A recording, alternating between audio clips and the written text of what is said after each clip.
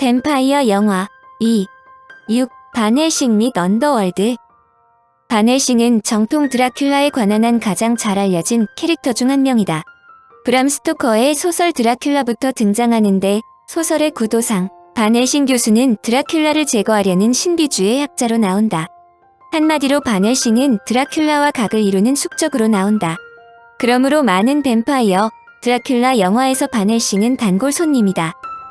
그런데 이 영화에서는 드라큘라 백작이 아니라 반헬싱이 주인공이다. 알려지기로는 드라큘라 백작이 너무 나이가 많아 흥행성이 떨어지는 것을 우려했다고 한다. 한마디로 젊은 반헬싱이 나오는 이유다. 내용은 매우 복잡한 시나리오를 갖고 있다. 영화의 시작은 잘 알려진 메리 셀리의 원작 프랑켄슈타인처럼 프랑켄슈타인 박사에 의해 괴물 프랑켄슈타인이 태어난다. 이는 드라큘라가 프랑켄슈타인 박사에 의뢰한 것인데 프랑켄슈타인 박사는 드라큘라에 의해 살해되고 괴물 프랑켄슈타인은 도망친다. 여기에 등장하는 반헬싱은 다소 복잡한 전력을 갖고 있다. 원래 반헬싱은 교황청 소속 비밀 기사단로 로마 교황청으로부터 악마 사냥꾼 007 같은 임무를 부여받는다.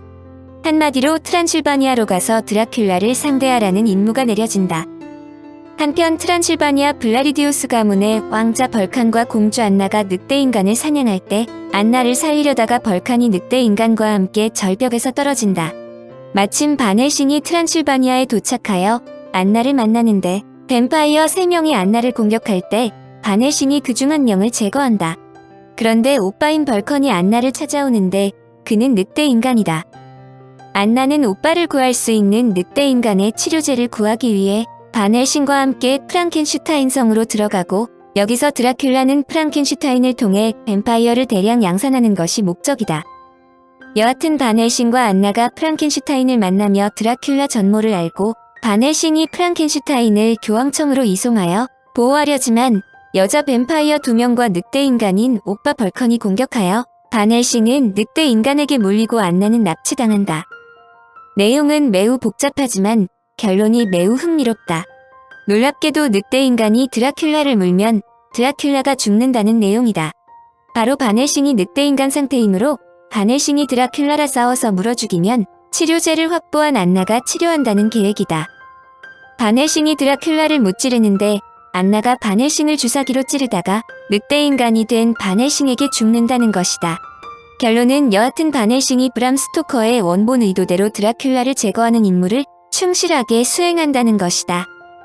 한편 여자 주인공 즉 안나로 나오는 케이트 베켄세일은 반헬싱뿐만 아니라 언더월드 시리즈에서 강인한 뱀파이어로 등장하여 뱀파이어 이야기라면 케이트 베켄세일이라는 명성을 얻는다.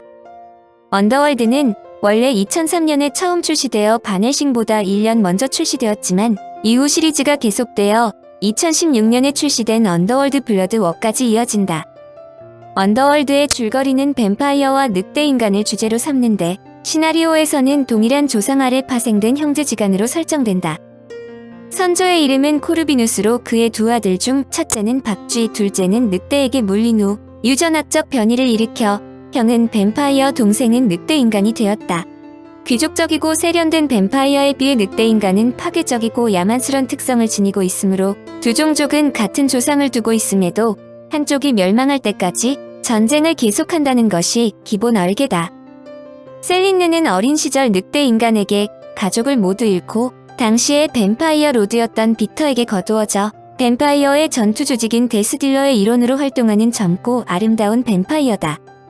그녀는 어느 날 늑대인간이 마이클이라는 인간 남성을 추적한다는 사실을 알게 되고 그의 피 속에서 늑대인간과 뱀파이어의 잡종을 만들 수 있는 단서가 있음을 역설하나 그녀의 주장은 받아들여지지 않는다. 결국 독단으로 그를 보호하려다 늑대인간의 리더인 루시안에게 깊은 부상을 입는다. 이후 시리즈가 계속되며 주제는 세련된 뱀파이어와 거칠고 야생적인 라이칸 간의 하나의 종족이 살아남을 때까지 끊임없는 암흑의 전쟁을 치른다는 것이다. 늑대인간을 사냥하는데 모든 것을 쏟는 뱀파이어 여전사 셀린느는 어느 날 인간인 마이클이 라이칸에게 쫓기고 있음을 알고 지하철에서 총격전을 벌이게 된다.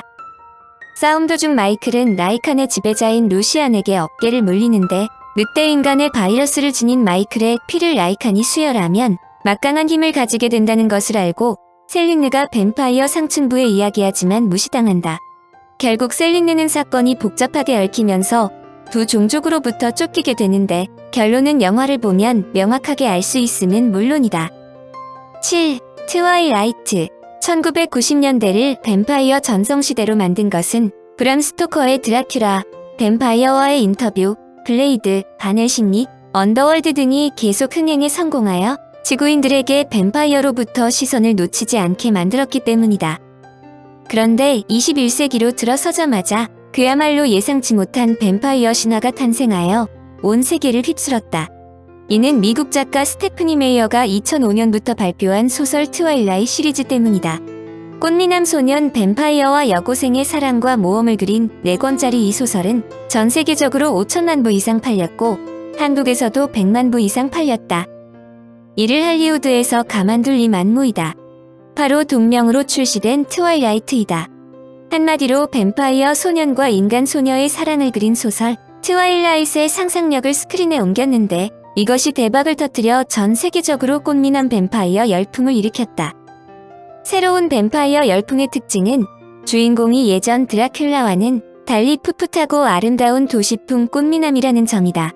영화에 등장하는 주인공 배우 로버트 패틴슨의 조각같은 얼굴은 영화의 부상에 따라 21세기형 뱀파이어의 표상으로 떠올랐다. 과거의 뱀파이어는 고딕 양식의 성에서 망토를 걸치고 살며 사람의 피를 빨아먹거나 박쥐로 변했다. 그러나 트와일라이트의 주인공은 대낮에도 걸어다니고 유행하는 옷을 입으며 보통 사람들과 같이 산다. 한마디로 햇빛을 피해 밤에만 다녀야 한다는 말은 전혀 아니다. 심지어 인간의 피를 대체하는 합성음료가 시판되면서 숨어 살던 뱀파이어들이 자신들의 권리를 요구하는 미국 TV 드라마 트루블러드도 뱀파이어의 인간화를 강조한다.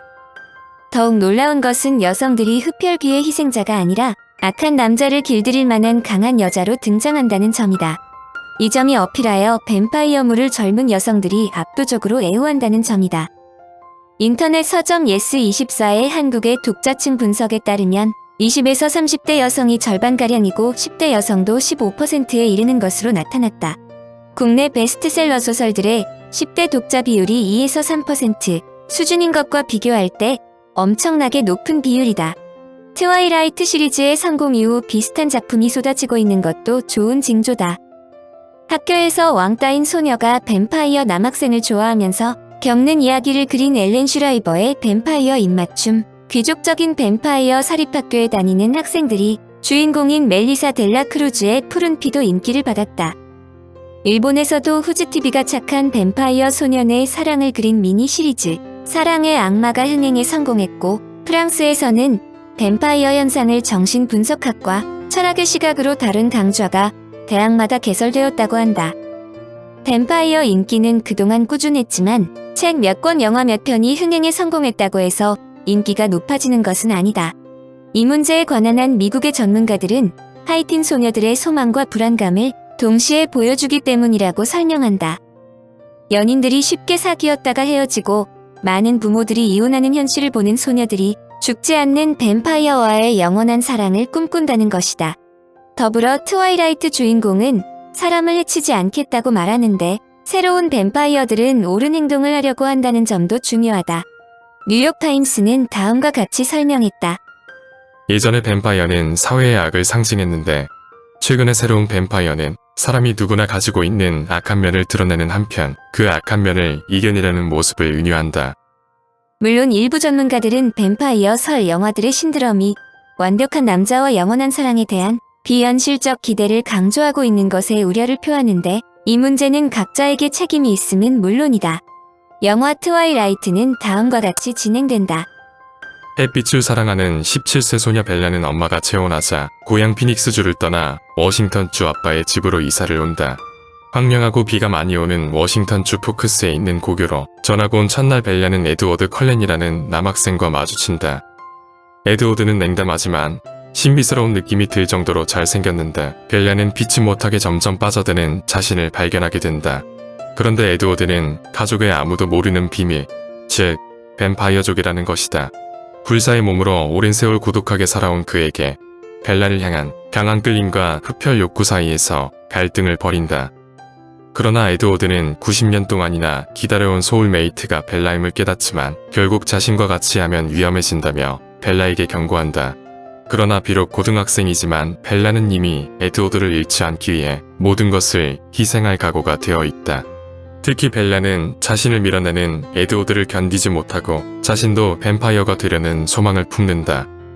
그런데 연인이 되면서 이들은 라이벌 뱀파이어 일족에게 추격당하며 위험에 처한다. 이에 배경이 되는 책 트와일라잇에 대한 네티즌의 이야기는 놀랍다. 10대들은 이 새로운 모험을 흠뻑 즐기고 이어 더 많은 이야기를 갈구할 것이다. 뱀파이어 마니아들은 이 강력한 매력의 책을 앉은 자리에서 단번에 읽어치우고는 다시 한번 복습하게 될 것이다. 상쾌한 활기로 가득 차 있으며 손에 땀을 쥐게 하는 로맨스와 액션을 다루는 거의 천재적인 균형 감각이 느껴진다. 트와일라잇 뉴문은 1권 이후 굶주린 듯 후속권을 기다려왔던 독자들을 만족시키는 것 그 이상이다. 팬들은 숨 돌릴 틈도 없이 다시 3권을 기다리게 되었다. 사실 금지된 사랑은 가장 아름다운 러브스토리 중 하나이다.